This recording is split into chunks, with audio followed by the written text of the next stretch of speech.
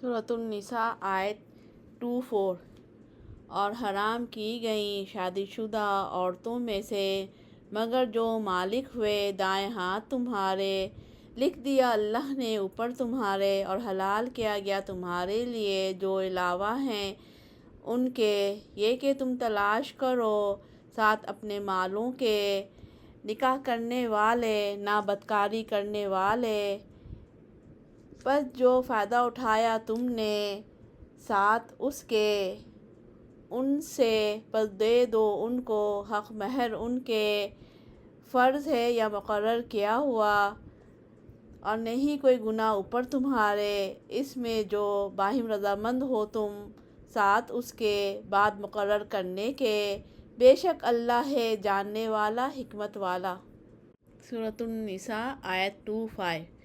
اور جو کوئی نہ استطاعت رکھے تم میں سے قدرت یا کشادگی، یہ کہ وہ نکاح کرے، پاک دامن یا آزاد یا خاندانی عورتوں سے ایمان والیاں، تو اس میں سے جو مالک ہوئے دائیں ہاتھ تمہارے، تمہاری لونڈیوں میں سے ایمان والیاں، اور اللہ خوب جانتا ہے تمہارے ایمان کو، بعض تمہارے بعض سے ہیں، پس نکاح کر لو ان سے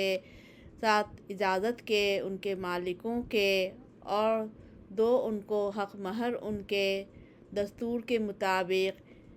نکاح میں رہنے والیاں، نہ بدکاری کرنے والیاں اور نہ بنانے والیاں چھپے دوست، پس جب نکاح میں آئیں پھر اگر وہ کریں بے حیائی، پس اوپر ان کے ہے آدھا یعنی سزا جو ہے اوپر پاک دامن عورتوں کے عذاب میں سے، یہ اس کے لیے جو ڈرے گناہ سے یا بدکاری سے تم میں سے، اور یہ کہ تم صبر کرو بہتر ہے تمہارے لیے، اور اللہ بخشنے والا مہربان ہے۔